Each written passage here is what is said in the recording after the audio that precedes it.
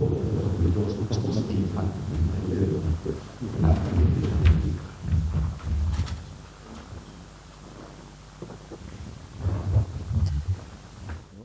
good evening everybody and welcome to this media conference here with Jordan Pickford to preview tomorrow's World Cup qualifier here in Riga.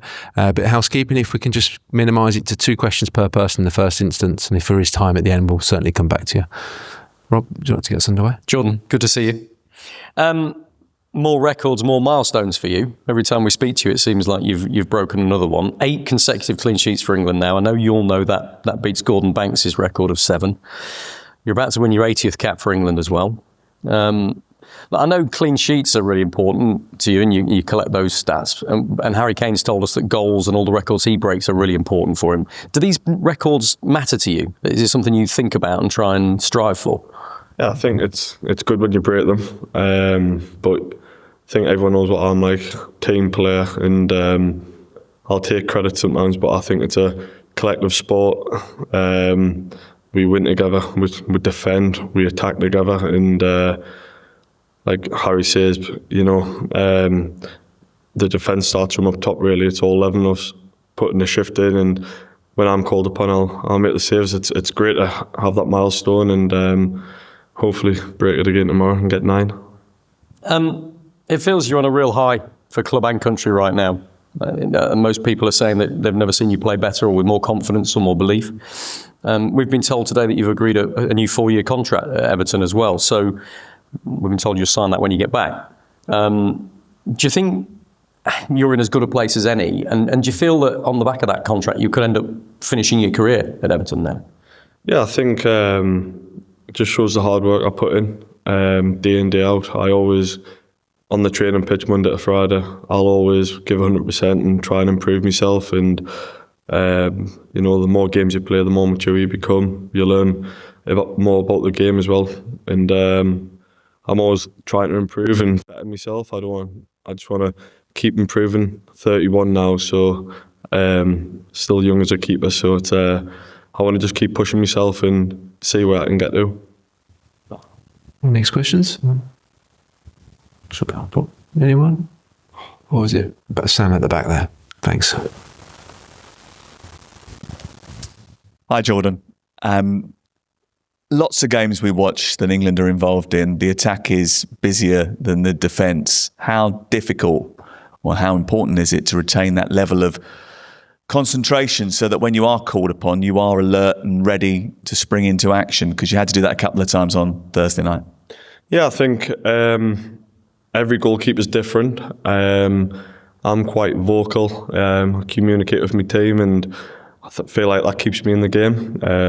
Even if the ball's on the other end of the pitch, I'll be moving about, keeping in the right line, and just being switched on constantly. And it's part of something to get used to, and something I've improved on over the years. And just being in the right position at the right time, and keeping communicating with the back four in front of me, and that keeps me in sync with the game. And when called upon, should be there and ready to make an action. Is that something you've had to learn being with England, because it's different to club football? You don't have as many of those periods where your team are as dominant.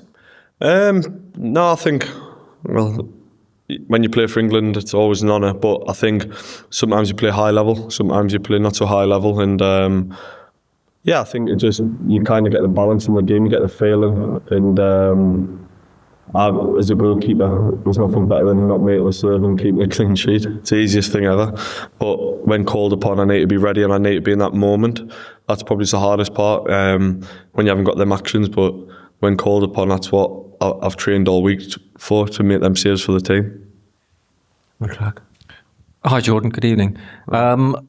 Looking at the squad over the last couple of windows, last couple of games, Elliot, Anderson and Morgan Rogers have made an impact, it seems. How would you evaluate their performances, especially Elliot, as somebody who's so new to the squad?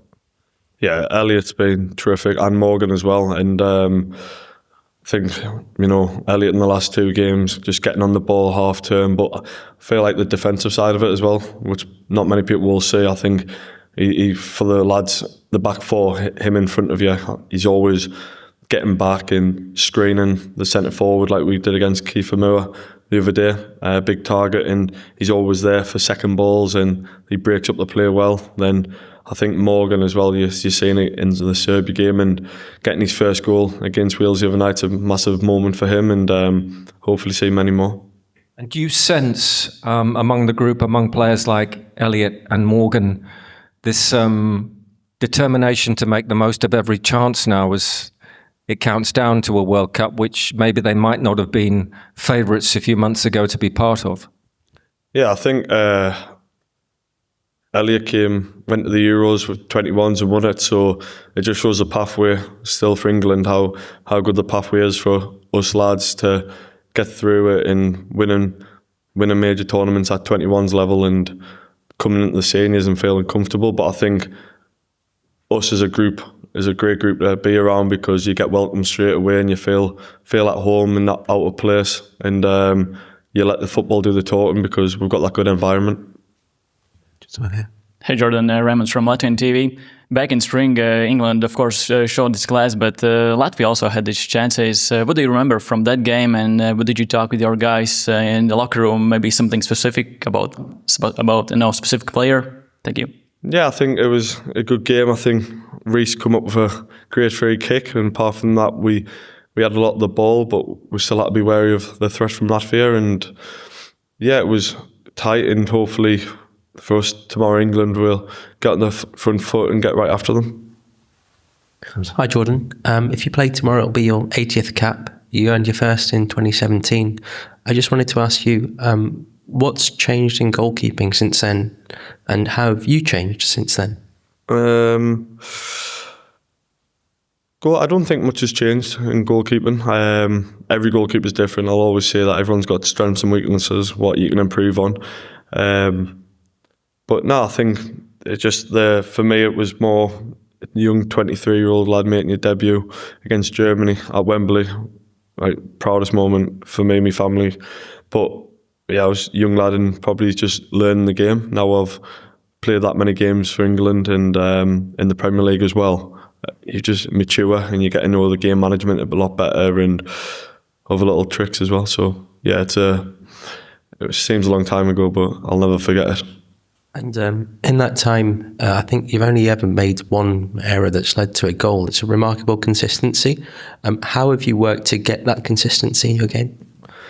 Yeah, it was a bad pass, wasn't it? I remember it. I think I said at the start of the press conference, it's about the work I put in on the training pitch, off the field as well, just having that mindset and that mentality going into the games, knowing I've ticked every box and best prepared myself for the game, and whether I need to make 10 saves or one save, it's going to be that level where I'm focused and giving 100%. Cheers. Okay, unless we have any other questions from the floor, we'll come back to Sky to finish. Yeah, Rob, go ahead.